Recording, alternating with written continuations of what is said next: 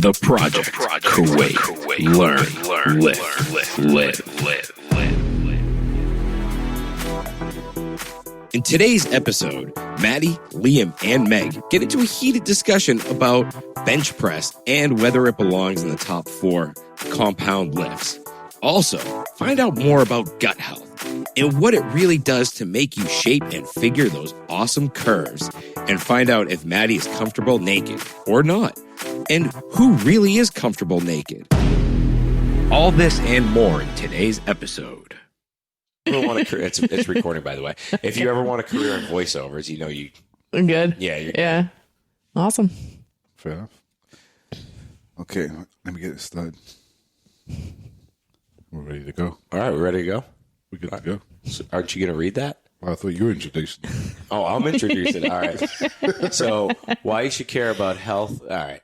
Can I do my own introduction? Yeah. Yeah. Oh, okay, sweet. All right, so everybody, welcome to the Welcome to the podcast. I'm so cutting that out. Welcome to the podcast. All right, welcome to the project. Today we're going to talk about your gut, pretty much how you shouldn't destroy it. We're also going to talk about how you should add in those little accessory movements into your workout, and how to actually move a little bit better, and how much movement you should try and incorporate during a day, and how not to suck at it and just sit at your desk all day twiddling your thumbs and biting on a pencil, because it's not going to do you any good. But yeah, that's what we're going to do today, and we might cut that part out. That was awesome. Take 2. All right, Liam, you take this one. I've had a long day, man. It's all right. Get it out now. All right. Oh, God. All right, so yeah, Liam, compound movements, buddy. Oh, so you're not going to... Yeah, dude. Jump right in. All right, fine. You want me to do it again? Do you want me to go? Yeah, you go. Shall I have a go? Yeah. Okay. I haven't warmed up, but... We can each try and we'll see what Have a sticks. go. Okay, guys, welcome. We're going to be talking about the best ways to get a great body in this episode. So basically, we're going to go over why you should care about your gut health, what a red flag is and what you can do about it. And then also, are you missing an accessory in your daily program? Is it something that you need? How much movement do you do in a day? And is it enough? Okay. I like Is it. that all right? Yeah. Okay. Compound movements. Dive in. Cool. We're diving straight in on compound movements then. Some people may have heard of compound movements, but generally most people know them as just total body movements, right? So these movements are absolutely essential for most people. And when you're looking to get a great body, which most of us are, actually, a kind of quick anecdote. When I was in a previous life in a corporate job, we interviewed a bunch of rugby players, like professional rugby players. We asked them, why do you do what you do? Why do you play all the sport, spend all the time on the massage table trying to get your performance better, everything like this? Number 1 came out to earn money, like to have a life, to be a professional sports person. The next one, number 2, was to look good naked. That was it. Yeah. Like for all these guys, that was like in a very, very close second to Number the 2. first one as Yeah. well. It was basically to look good naked. I don't know about you guys, but I look perfect naked. This is an interesting topic, because actually it's funny. That was something that was on a mindset. There's been memes all over. It's like, yeah, I train to look good naked. Yeah. And that is something that people do think about. But it's funny. I've had a lot of conversations with women about how a lot of them actually, they like their naked body. They feel good in their naked body. It's when they go to put on like the swimsuit, they go to put on the clothes, and they go to put on those things. They're like, well, now I feel like shit in my body. And now I feel like I want to make the changes, but I actually like how I look naked. So it's just kind of funny how the body image issue can go on both ways and both how sides of people it. perceive themselves, Yeah. right? Yeah, totally. So, I mean, that's why quite important for us to touch on when you say to get a great body. It's What's a great body? Yeah. It's a great body to you. Yeah. So as long as you're kind of looking in the mirror and you're happy with yourself, then that's what we're looking to achieve, right? Yeah, I think it's the body that, where you don't hate yourself in, whatever that looks like. I think it's the one where you've got a clear mind. Things don't, derail you. You're not trying to beat yourself into the ground. Like you're happy with where you're at. Yeah. Yeah. I mean, we've kind of touched on like a lot of the mental aspects of like kind of perceiving yourself and having a great body for yourself. But I think today we're gonna be basically focusing on more the physical side. So I mean, exercise, as we said, just coming back to compound movements real quick. So squat, deadlifts, monostructural movements, so like running, just generally totally using Bench your body. press, overhead press. Bench press, maybe. Yeah, I'd throw the bench press in there for us old guys. We'll get on to accessory work. We'll get on to I don't accessory believe work. bench press. All right, it's dancing that fine line, but you know. If you want bigger boobs. That is not necessarily true. If you're doing all right, incline versus flat bench, I take incline all day. Okay, so just to throw a spanner in the works, I haven't done bench press for about 4 years. I can believe it, But then do I have a great body? I don't know. Obviously not. but it depends on it depends on your goal.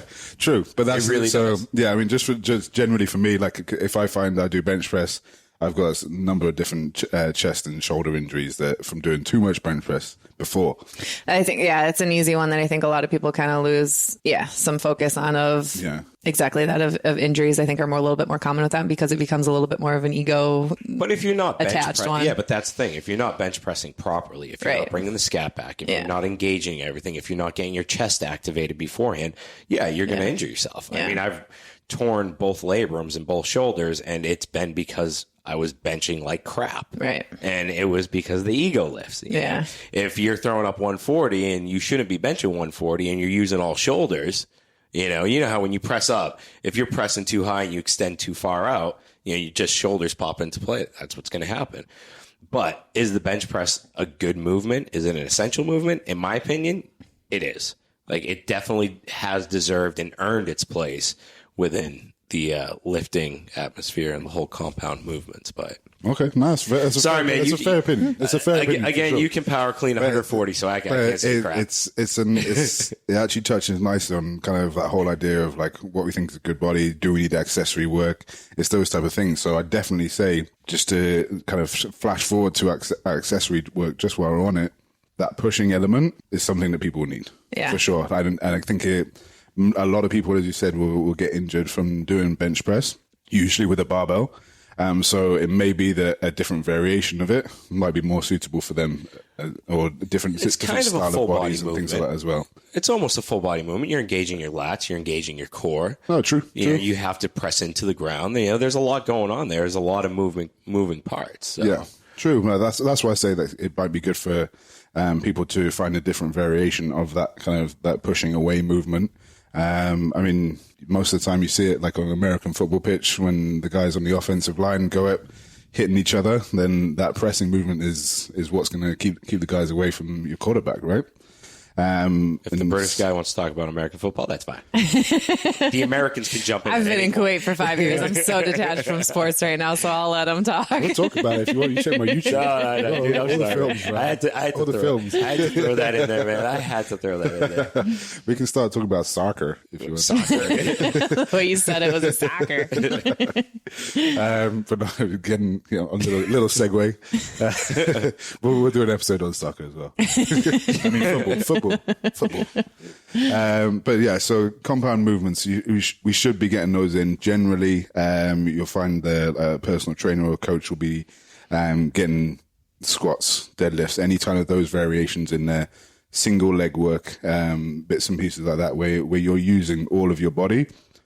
Generally, we kind of know that if you're using all of your body, you're likely to be burning more calories because you're using more muscle. That means you're going to grow more lean muscle. That means you're going to burn more calories in the long term.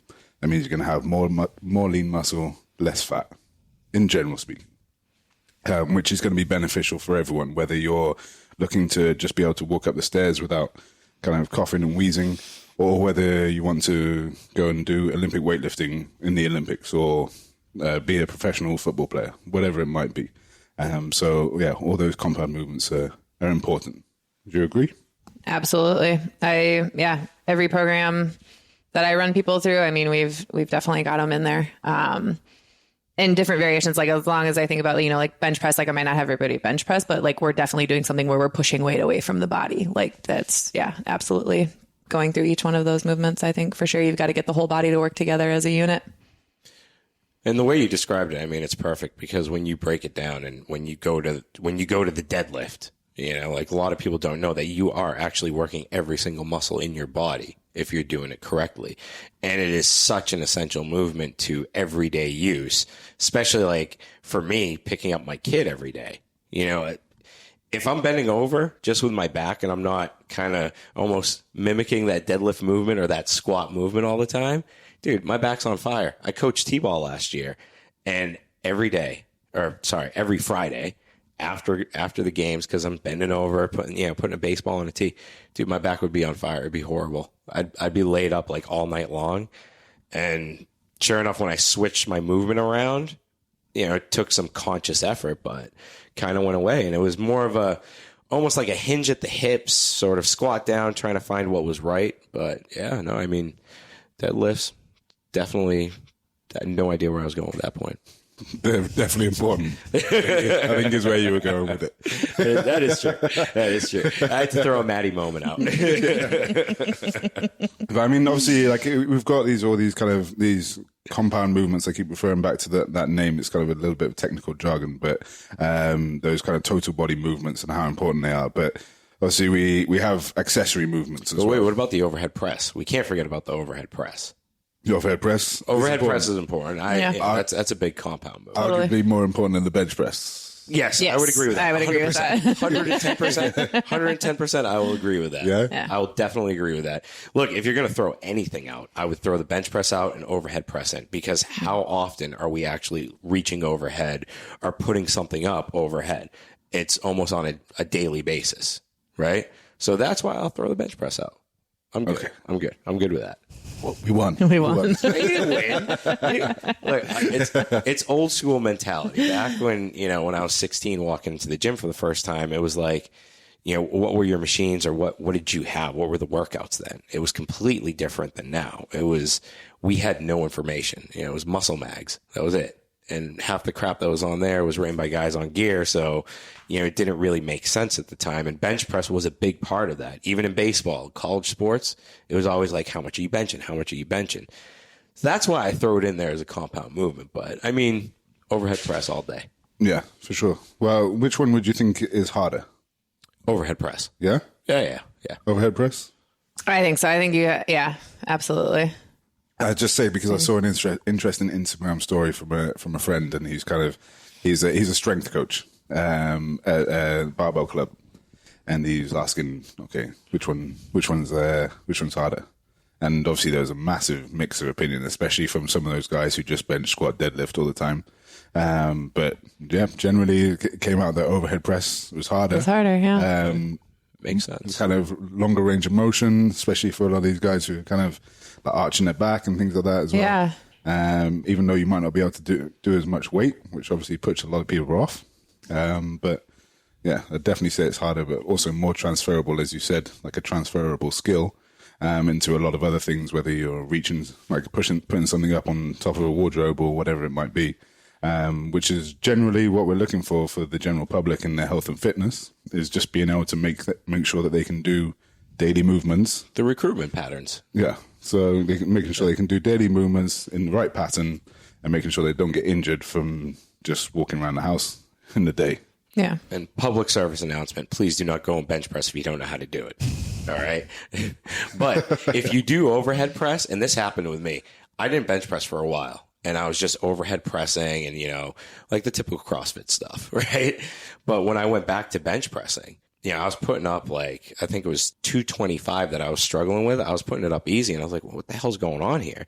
Probably recruiting a little bit more out of my shoulders, but the weight was a lot lighter. It was a lot easier to move. So it's like an accessory movement. No, I would still say it's a staple. So it's like it's definitely a staple. Bench. It's definitely a staple. If I were to work out 3 times a week only, and it was a full body, I would definitely have deadlift, bench press, squat, and overhead press. Those would be the 4 movements that I would do every time. I would ditch the leg press.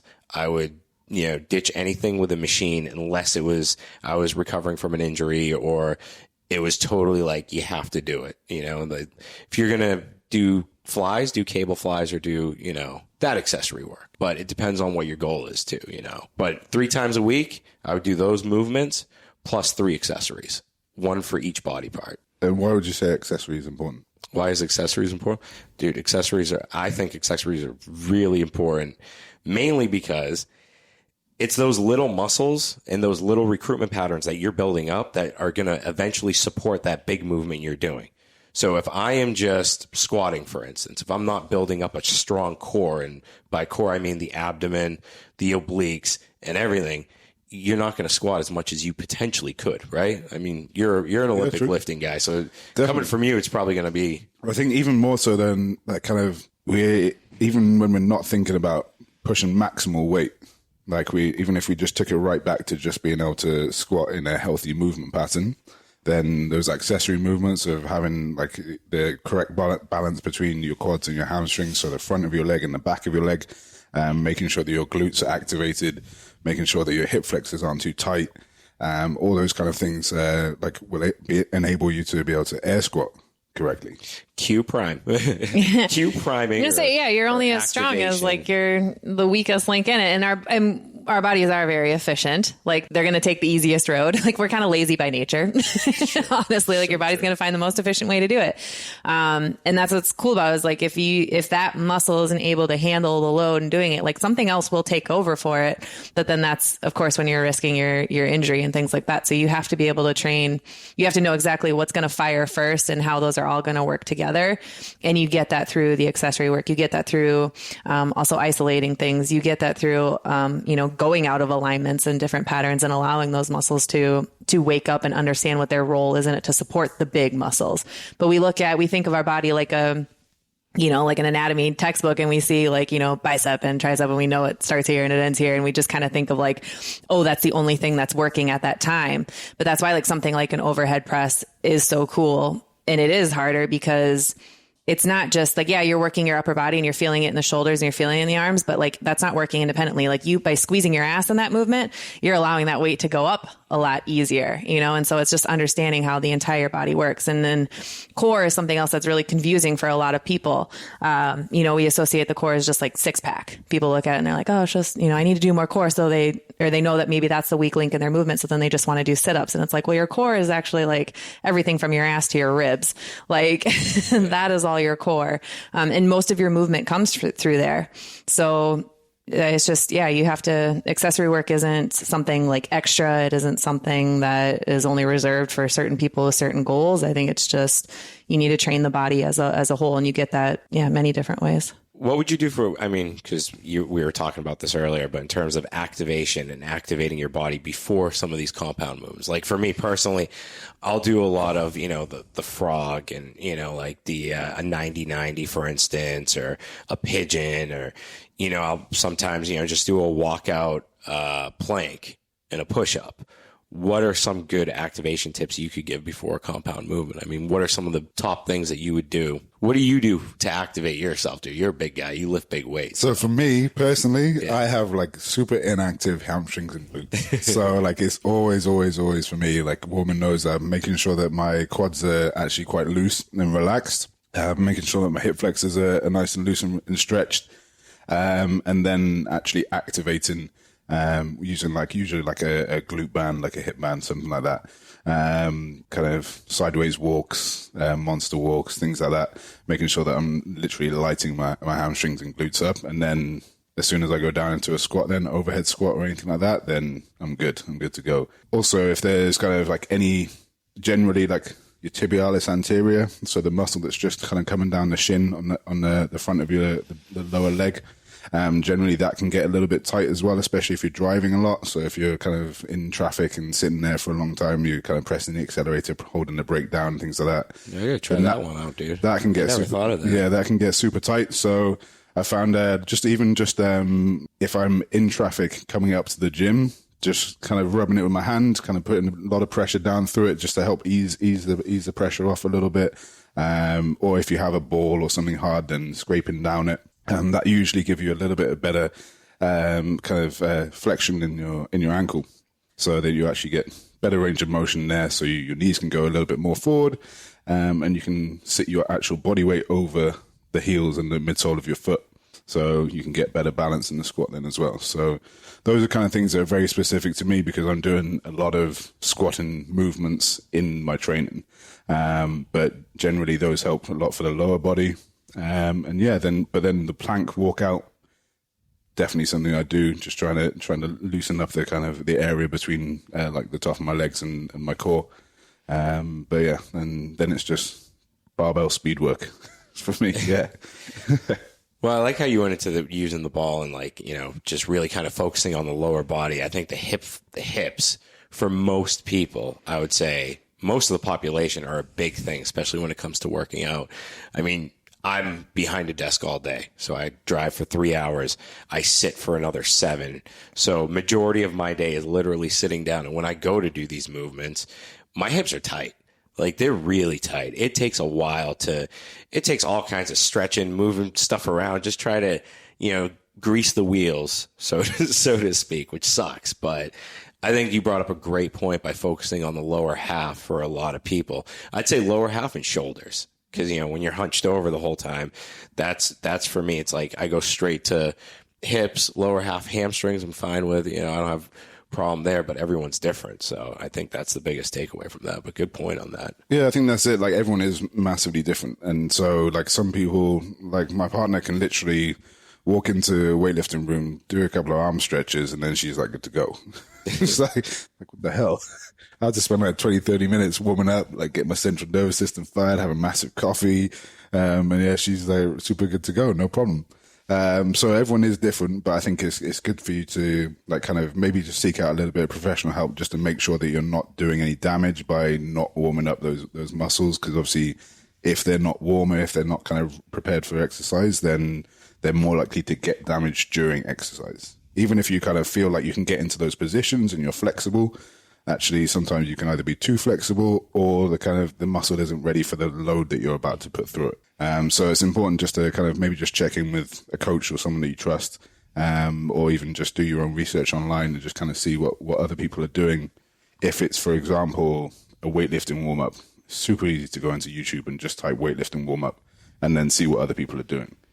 And usually if everyone else is warming up, it's probably a good idea to have a little go at it and see if it increases your performance. Like, so even if you're not looking to put massive weight above your head, if you just want something, just a little bit of like flow or something like that, just to help you move a little bit easier, then it's super easy to just go and there's all those resources are online now. So what would your ideal programs be? What would our ideal programs be for an individual? If we were going to give something really quick off the cuff, you know, like compound movements, we all agree on, right?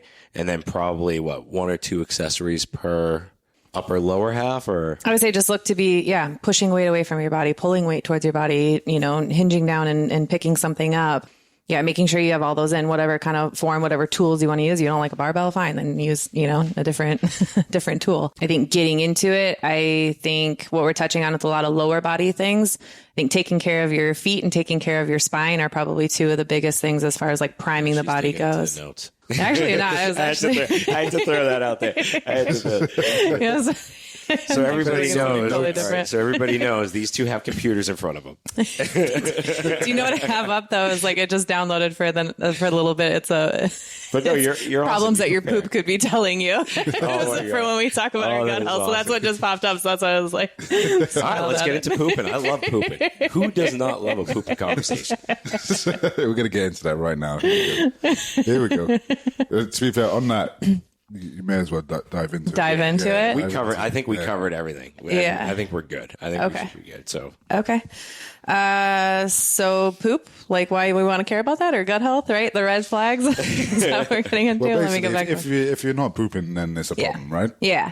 So we could talk about, you know, relating the compound health to, or compound lifts to your digestive health. Yeah. But squatting, getting that compression is an excellent one for helping with your digestion. So whether that's just sitting in a resting squat or lifting weights in a squat, but that compression is extremely beneficial to your gut health for digestion wise. So that one's those 2. There's the link. There's our segue in. That's right. That's a solid segue. But your gut health is absolutely vital to understanding what's going on in your body. So your poop can be the biggest way to identify of what the status of your gut health is. It's how your body releases, you know, toxins and things in there. So how often you're releasing those toxins is definitely, something you want to pay attention to. It's normal to go 1 to 3 times a day. Anything less than that, anything more than that, you want to be a little concerned about.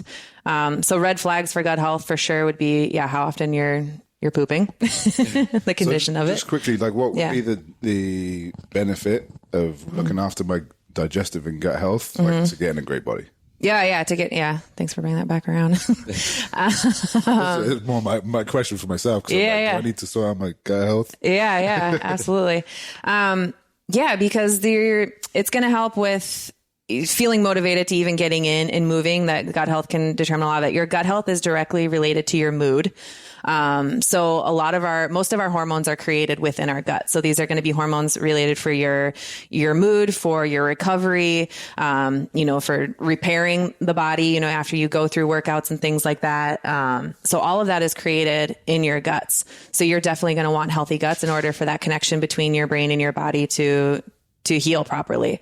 A lot of people don't really think of it that, do they? A lot of people will just think, my muscles hurt. I don't really want to go to the gym today. I wonder why. Yeah.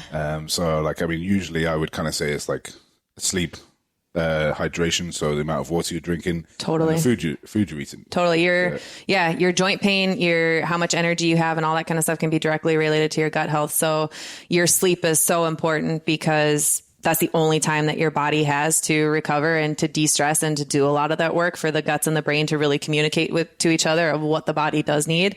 Hydration is absolutely another one. So that could be something if you're not going to the bathroom enough, or if you're finding it really hard to recover and to meet your goals. Sleep and hydration are usually the top two things that I talk to most clients about, and we sort those out first because those can be they can make or break what happens with your training program. And that's a massive problem here as well in this kind of region, because you've got people with sleep schedules all over the place.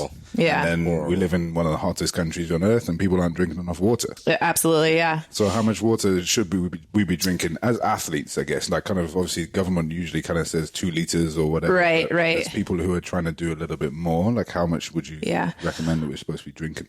So for myself, and I come from a lot of dehydration issues, from overtraining concerns and things before. There's several times I've had to go in and get IV bags because I've been dehydrated for things. 1. Yeah. Listen to any other episode and you'll hear me talk about it. So to make sure you want to go into your workouts hydrated, you want to go into your sleep hydrated, because you actually, when you're working out and you're sweating, you're losing a lot of the water, you're losing a lot of minerals through that. So you need to replenish that. When you sleep, you're actually breathing out water vapor. So you're actually getting dehydrated as you sleep. So it's really important. The first thing when you wake up is drinking, 2 glasses of water. I don't know liters and milliliters, so 16 ounces. I don't know, 8 to 16 ounces. Ounces. I know. Just drink I'm a sorry. big bottle of water. It's like a cup. Bottle of water. What's how big is that bottle? This is 1.5 liter. That's 1.5 liters. Just drink a big bottle of water. That's a lot. That's a lot to hit right off the bat in the morning. That's what I usually do. I would say for most people, 8 to 16 ounces. We can look up what that is. We usually say I think it's about a pint, which is about just over 500 milliliters. You're right. So that's a third of a large bottle. Okay, yeah. So drink that straight away in the morning, and then throughout the day, as long as you're drinking 2 to 4 ounces. Sorry, looking up real quick. 2 to 4 ounces. And we're going to have trouble with this metric. 59 milliliters. I know. I'm sorry. Yeah. American on board. So everybody, in short, just drink enough water. If your pee's yellow, you need more. If your pee's clear, then usually pretty hydrated, but you have to be careful. So, 2 to 4 ounces, I'll say every 30 minutes. You can do the math in yourself and figure out how much that exactly is. But 2 to 4 ounces every 30 minutes, you pretty much ensure that you're going into your workouts hydrated, you're going into your sleep hydrated, and you want to be able to replenish those minerals and things that are lost. So, adding a good, coconut water is a great one to help replenish some of those minerals that are lost through sweat. Adding a good colored salt to your waters can be another one to make sure you're replenishing those minerals. But if you can drink that 2 to 4 ounces every 30 minutes throughout a day, that can be a big help in making sure that you're going into things hydrated and that you're not going to be dehydrated. When you eat, I would say drink before you start your meal, and then during your meal, try not to be guzzling water throughout, because that can also have effects on your digestion and how you process the food. There's certain enzymes and things that need to work in there. And if you dilute that too much, then you're impacting your digestion process a little bit. So 4 ounces is 100. Well, sorry, 100? What? 100 milliliters? A tenth of a liter. Okay. So, it's 100 milliliters. Okay. So you're So drink that every 30 minutes. Yeah. So if you're saying because a small bottle, I think is like maybe 200 200? milliliters. Yeah. A small can of Coke is like Finish that in an hour. Yeah. Yeah. So kind of we're looking at like a small can of Coke every hour and a half. Yeah. Around about that. Right. Yeah. So right. that's Exactly. kind of Yeah. Something. Thank you. If you can do that throughout the day, that's going to be amazing. But you do have to think about just plain water. Just sometimes isn't enough to replenish a lot of those minerals that are lost during sweat. So you have to think about, your workout and the type of training that you're doing and how much you are sweating. Sometimes just plain water isn't enough for that. You need some of those minerals back. And so that's where we've developed a salt fear, and that came mostly from the sodium in processed foods, not necessarily the good, Pink salt. Yeah, and colored salt. So if you can add just maybe a quarter of a teaspoon to your water throughout the day, you can add a little lime and lemon in there too to help with the taste of it.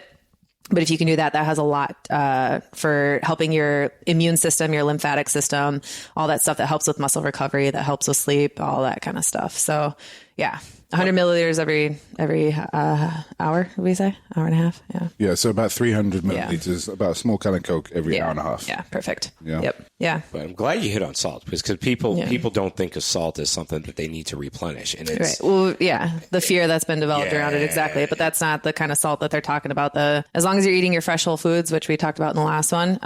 Definitely we probably need more salt, and women especially. And that has to do a lot with the hormones in their cycle. There's receptors and things that go along with that kind of take up some of the sodium that we need to help push the fluid through our body. And what about carbs? I mean, carbs have been demonized so bad in the last 5 years, but they're so essential. We just need to focus on better carbs, not fewer. Yeah. I mean, I think people have the misconception now that carbs are the devil. You want to stay away from them. And we talked about the whole keto diet and everything. So it's just I want to make sure that we try and hit on the good carbs because people, I think, they're always so focused on the protein, that part of it. Yeah. You need they're great for fiber, and you need that, to help with your digestion things too. So would you recommend that it's better for people to take a fiber supplement or something like that if they're not getting it, if they're kind of maybe say they're worried about adding too much of the wrong carbs in, they don't have the information. Eat some Shebzi. Have you ever had Shebzi? No. Dude, Shebzi is it's loaded with 11 different green vegetables. It's I love it. I can sit and eat a whole. I'm gonna bring you guys some. But this is dude, it's awesome. It's like fiber currency. Just think of greens as your detox kind of vegetable. And your body detoxes on its own. You don't need to go through any special detox. Your body has been built to do it on its own. And greens help stimulate that. So for sure, making sure you're getting in enough of those. I'd say that. And then our probiotics and prebiotics are another thing we hear a lot about with gut health that people get confused on. So your probiotics are good bacteria that you need in your guts to help digest and to help create all of those hormones that we talk about for, your mood, for your recovery. And then the prebiotics are the food for that bacteria. So your prebiotics would be things like your garlic and your onions. And that's the stuff that those probiotics feed off of. So you need good gut health with that bacteria in there. And that's another thing that we've been developing a fear around is bacteria, because there's, antiviral, germs and all this stuff. And it's just we're actually made up of more bacteria than we are of human cells. We were bacteria first. And that's how things keep in balance. Bacteria actually promotes life, and you need that within your guts. And that's how the brains and the guts communicate to each other, is through that healthy bacteria environment. And the movement. I mean, the movement aspect's important for gut health too. Absolutely. Especially people think you eat a big meal, sit down, and you want to take your nap or whatever, especially here. I love it here. Everyone's like, no, I just ate. I can't move. It's dude, this is when you should move. This is when you should go for that. That's a big sign of what you're eating. If you feel like you immediately want to go for a nap afterwards, then that's probably a sign of either an allergy to some kind that you're eating, or it could just be being very detached from that meal, maybe eating too much, eating too quickly. So if you're feeling very sleepy right after a meal, that's usually an indication of something being off in the diet. Yeah. But I think that's some solid stuff right there. And, and going into that, I'd say we touch on the movement a little bit and just move a little bit throughout the day so that you can not only keep that caloric burn going, but it's just that overall movement is just generally healthy rather than sitting down all day. I think that's the thing that we need to focus on more. Like, I mean, yes, compound movements, all that stuff. We know the big benefits of strength training and all these things that you can do within an hour in the gym and in a session. But the idea is that we do just need to be moving more throughout the day. Still an hour in the gym, there's no way that can, no matter what you're doing, how much weight you're lifting, there's no way that can reverse 9 to 10 hours of sitting in a day. So, I mean, if it's just, maybe you have to set an alarm, maybe it's just, we talk about hydration. So it's like, I always tell my clients, like, carry that water bottle with you and then make sure every hour, every half hour, you're getting up to refill it. And that's just an excuse not only to get up, but maybe you go and take a walk in the stairwell if you've got an office job. Maybe you get up and do some stretches, but more movement throughout the day is better. It's not that you need to go for more high intensity training. It's not that you need to go and run a 5K at one go or anything like that. Like, just look for more ways to move throughout the day. And that's just as simple as looking around your home environment, looking around your office environment, and how easy is it for you just to sit on your ass and not do anything, create maybe some more obstacles and inconveniences of where to reach for things and how to get to things. And don't let them just, get down on the floor. That's the biggest thing for me. Like, when I get home after sitting all day, first thing I do is I'm playing with DJ. Yeah. We're moving around. We're jumping around. I'm jumping on the couch. My wife thinks I'm nuts, but it's cool. But I'm sitting all day. Mm-hmm. The only movement I am really getting in is when I do take a walk, and I try and schedule that in. Like, my goal every day when I go to work is to walk 7,000 steps. Like, I want to get my 7,000 in before I leave the office. And that's just a quick walk around the building. It takes 5 minutes, literally. And the past 2 weeks, I've been incorporating staircases. So I have 10 staircases to climb every day. And sure as hell, now it's turned into, let me get this out of the way first thing in the morning so that I don't have to worry about it later on in the afternoon when my day gets really busy.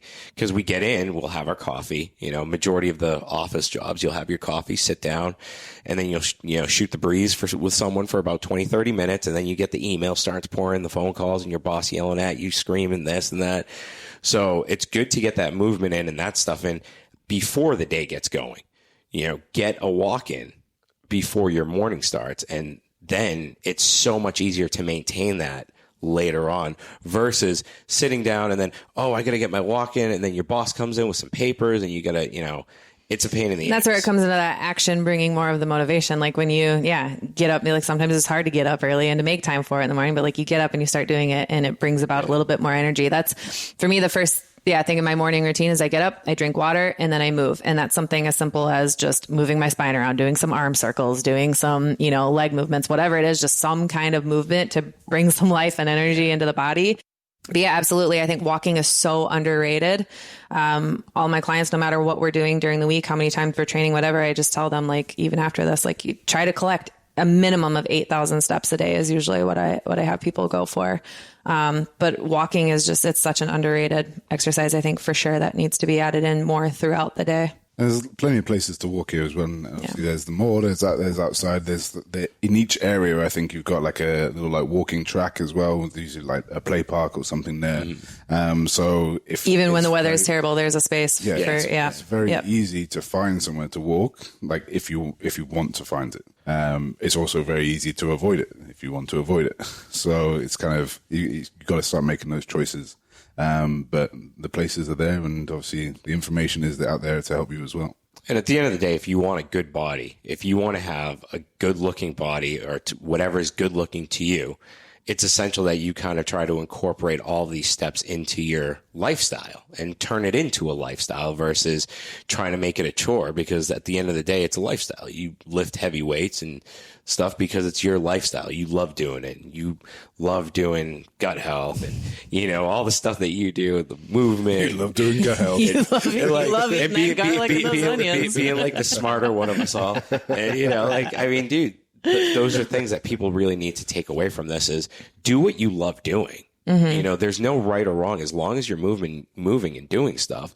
And then if you want to take that extra step and go to a gym, I'd say go to a gym. It needs to be led with respect. Like, whatever you're doing, it needs to be, like you're doing it because it's respecting your body in some way. If you're leading it with the intention of like a punishment kind of attitude, or trying to reverse something else, like you're going to head for failure with it. It's never going to work. It's never going to last. Thinking of it as like making your life easier rather than like I have to lose weight to fit that dress or something like that. It's like, okay, well, how about just thinking of, if you're going to be fixated on the dress or the shirt size or whatever it is, go, okay, well, I'm going to make my life easier by shopping where I want to when I lose that weight.